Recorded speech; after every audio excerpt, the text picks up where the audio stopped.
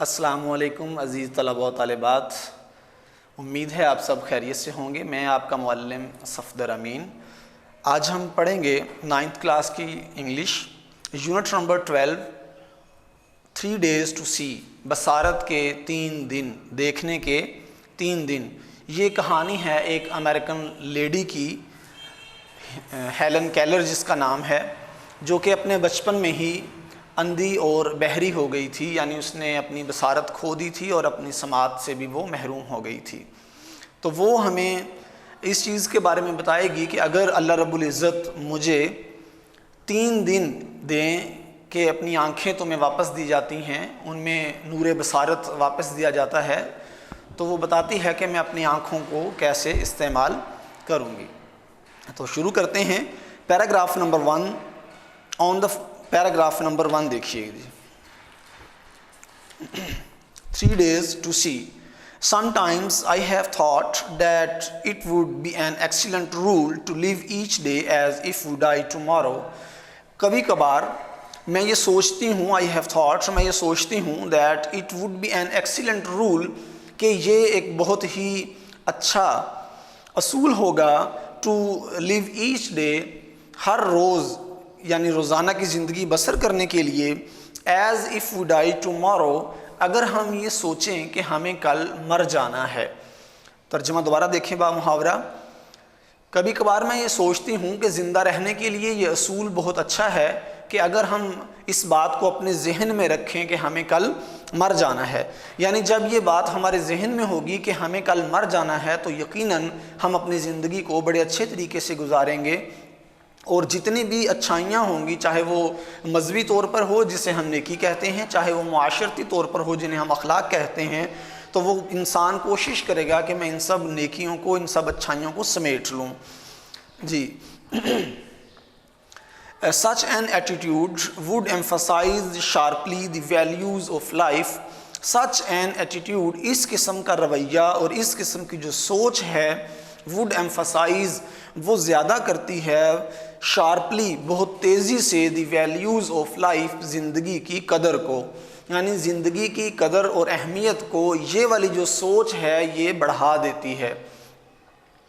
We should live each day with gentleness, vigor and a keenness of appreciation which is often lost when time stretches before us in the constant panorama of more days and months and years to come. لیکن اکثر ہم یہ بات بھول جاتے ہیں۔ یہ بات ہم کب بھول جاتے ہیں؟ اس کی میں ابھی وضاحت کرتا ہوں، اس سے پہلے آپ لوگ ترجمہ دیکھیے کہ we should live each day، ہمیں اپنا جو ہر دن ہے وہ گزارنا چاہیے with gentleness، شرافت کے ساتھ، vigor، حوصلے کے ساتھ، and a keenness of appreciation، اور تعریف کی خواہش میں، اور تعریف کی خواہش میں ہمیں اپنا ہر دن گزارنا چاہیے۔ لیکن which is often lost when time stretches before us in the constant panorama، لیکن ہم یہ والی بات کہ ہمیں اپنے دن کیسے گزارنے ہیں، یہ بات ہم اکثر تب بھول جاتے ہیں جب وقت ہمارے سامنے ایک خوبصورت منظر کی شکل میں سالوں اور مہینوں کی طرح پھیل جاتا ہے۔ اس لائن کو سمجھیں ذرا۔ ہم لوگ ارادہ تو کرتے ہیں کہ میں کل سے نمازیں پڑھنا شروع کروں گا، کل سے میں فلاں نیکی یا نیک عمل شروع کروں گا، تو لیکن جب ہم صبح بیدار ہوتے ہیں تو اور وقت جو ہمارے سامنے پھیلتا ہے، وقت پھیلنے سے مراد کیا ہے کہ میں تو ابھی جوان ہوں، مجھے تو ابھی اپنی عمر کا ایک بہت بڑا حصہ گزارنا ہے، پھر کہیں جا کے بڑھاپا آئے گا اور پھر جا کے میں مروں گا۔ تو یہ جو ٹائم ہمارے سامنے اس طرح پھیل جاتا ہے دن، سال اور مہینوں کی شکل میں، تو اس سے ہمیں ایک حوصلہ مل جاتا ہے کہ چلیں میں یہ کام آج نہیں، میں کل کر لوں گا، اگر ایسا نہیں ہو سکتا تو آج نہیں ہو سکا تو میں کل کر لوں گا، یعنی پینڈنگ سے پینڈنگ وہ کام ہوتا جاتا ہے۔ اور لیکن جب ہم کسی کی موت کو دیکھ لیتے ہیں، اپنے کسی عزیز کی موت کو، یا بالخصوص کسی نوجوان کو حادثاتی موت جو مرا ہو، پھر ہمارے اندر ایک ڈر پیدا ہو جاتا ہے، خوف پیدا ہو جاتا ہے، اللہ رب العزت کا ڈر ہمارے دلوں میں آ جاتا ہے۔ ہم یہ سوچتے ہیں کہ بس اب میں بھی نیک بن جاؤں گا، میں بھی کل سے نیک عمل شروع کر دوں گا، لیکن جب وقت ہمارے سامنے مہینوں اور سالوں کی شکل میں ایک خوبصورت منظر پیش کرتا ہے تو پھر ہم یہ ساری باتیں بھول جاتے ہیں۔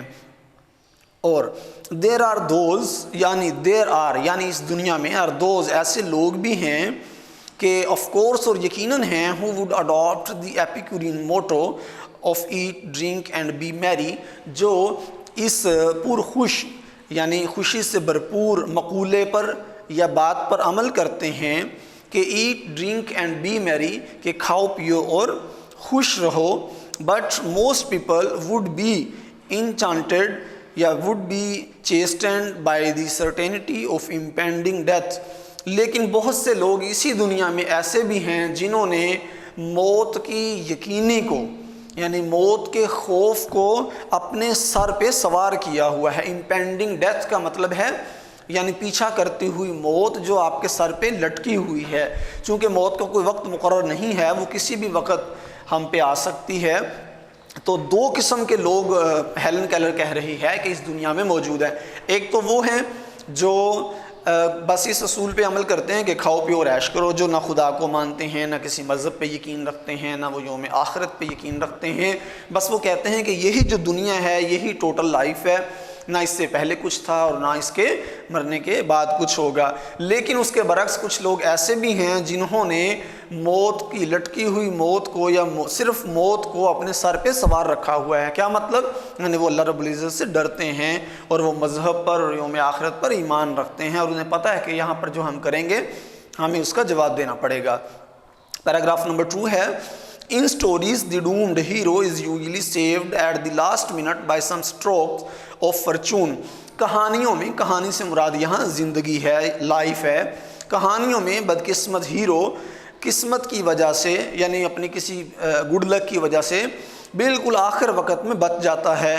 But almost always his sense of values is changed, لیکن اس کی جو سوچنے سمجھنے کی صلاحیت ہوتی ہے، جو معیار ہوتے ہیں وہ چینج ہو چکے ہوتے ہیں، بدل جاتے ہیں.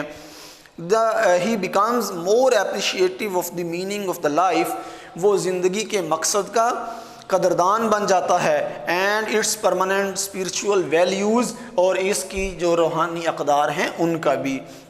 It has often been noted، اکثر یہ بات نوٹ کی گئی ہے، دیکھی گئی ہے، that those کہ وہ لوگ who are living یا who are have lived in the shadow of death، کہ وہ لوگ who live جو رہتے ہیں اور have lived یا وہ کبھی رہ چکے ہیں in the shadow of death، موت کے سائے میں bring a mellow sweetness to everything they do، وہ ہر اس کام میں ایک ہلکی سی مٹھاس پیدا کر دیتے ہیں. they do، جس کام کو وہ کرتے ہیں. یہ پیراگراف آپ لوگوں نے پڑھا، لیکن اب اسے سمجھیں کہ کہنا کیا چاہتا ہے. ہیلن کیلر کہتی ہے کہ کہانیوں میں یعنی زندگی میں کبھی کبھی انسان بہت بڑے حادثے سے اچانک اپنی کسی خوش قسمتی کی وجہ سے بچ جاتا ہے، لیکن جب وہ بچ جاتا ہے تو پھر اس کی sense of values has changed, پھر اس کے سوچنے سمجھنے کا جو انداز اور صلاحیت اور معیار ہوتا ہے وہ چینج ہو جاتا ہے. ایک مثال سے اسے سمجھیں، مثلاً کہ ایک شخص جو ہے وہ بائک بہت تیز چلاتا ہے، ڈرائیو کر رہا ہے، گاڑی کر رہا ہے یا بائک ڈرائیو کر رہا ہے، بہت تیز چلا رہا ہے، اس کا اچانک حادثہ ہو جاتا ہے، اور اس حادثے میں وہ اپنی خوش قسمتی کی وجہ سے اللہ رب العزت اس کو سیو کرتے ہیں، اسے بچا لیتے ہیں. لیکن اس حادثے کے بعد اب اس کی جو سینس آف ویلیوز ہیں وہ چینج ہو گئی ہیں. اس کے بعد ہمیشہ کے لیے یا کچھ عرصے کے لیے وہ کبھی بھی اب بائک کو سپیڈلی نہیں چلائے گا، اپنی کار کو، اپنی وین کو وہ سپیڈ کے ساتھ جو ہے وہ ڈرائیو نہیں کرے گا. یہ مطلب ہے کہ سینس آف ویلیوز چینج ہو جاتی ہیں.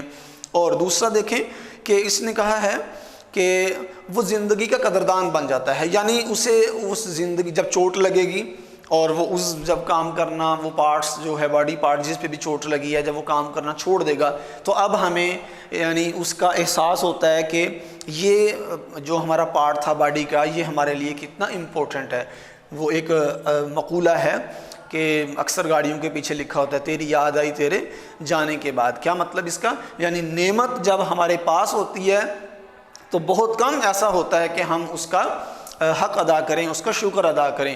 جب کوئی نعمت اللہ رب العزت ہم سے چھین لیتے ہیں تو پھر ہمیں اس کے جانے کا احساس ہوتا ہے. تو یہ بتا رہی ہے یہاں پہ کہ وہ زندگی کا پھر قدردان بن جاتا ہے اور وہ روحانی اقدار کو بھی ماننے لگ جاتا ہے کہ کوئی ہے جس نے مجھے بچایا ہے، جس نے مجھے زندگی دی ہے.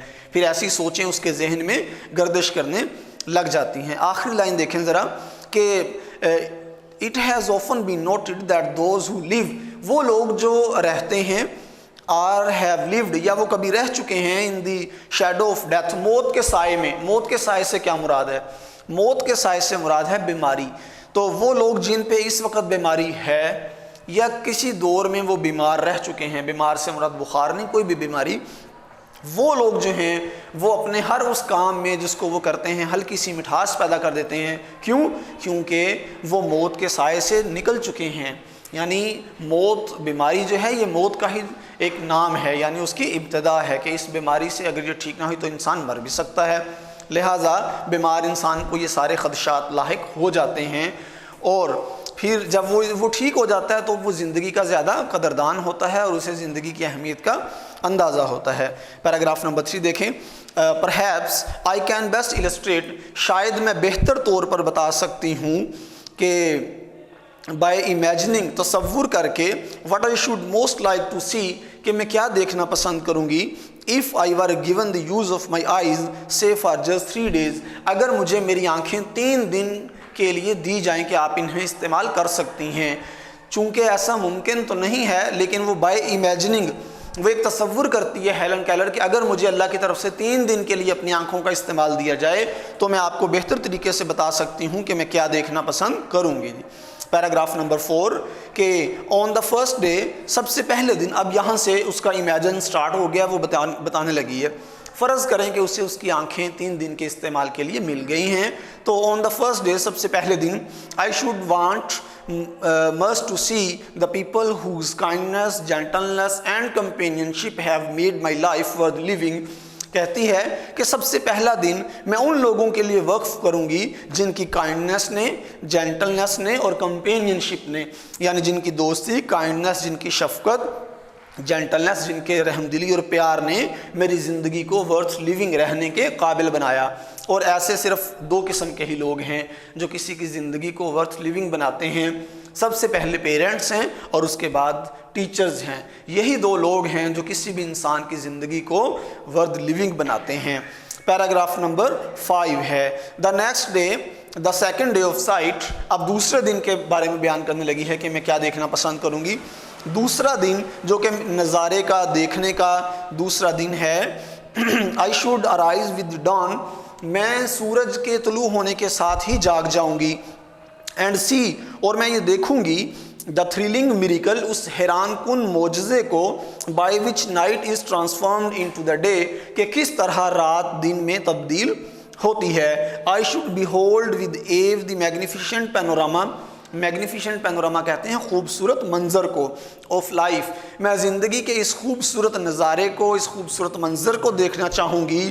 دا سن اویکنز دا سلیپنگ ارتھ, کہ سورج کس طرح سوئی ہوئی زمین کو بیدار کرتا ہے. یہ یعنی صبح سورج کے طلوع ہوتے ہی جاگ جائے گی اور یہ دیکھے گی کہ کس طرح ایک سورج جو ہے وہ اندھیرے کو روشنی میں تبدیل کرتا ہے اور سوئی ہوئی زمین کو اویک کیسے کرتا ہے, کیسے جگاتا ہے. پیراگراف نمبر 6 ہے. This day I should devote to a hasty glimpse of the world, اس دن, یہی دوسرا دن, اس کو میں زمانے کی جھلک دیکھنے کے لیے وقف کروں گی. پاسٹ اینڈ پریزنٹ, اور میں دنیا کے پاسٹ اور پریزنٹ کو دیکھوں گی. اور I should want to see the pageant of man's progress, the kaleidoscopic of the ages, اور میں انسان کی ترقی کے منظر کو اور زمانے کے بدلنے کو, تغیر کو, کیسے دن رات چینج ہو گئے, ماضی سے مستقبل میں انسان نے کیا کیا چینجنگ کی ہیں, ان سب کو دیکھنا چاہوں گی. How can so much be compressed into one day, اتنا کچھ ایک دن میں کیسے ممکن ہوگا. through the museum of course, وہ اپنے آپ سے سوال کرتی ہے اور پھر جواب دیتی ہے کہ عجائب گھر کے ذریعے سے, of course یقیناً وہیں سے مجھے میرے سوالوں کے جواب ملیں گے.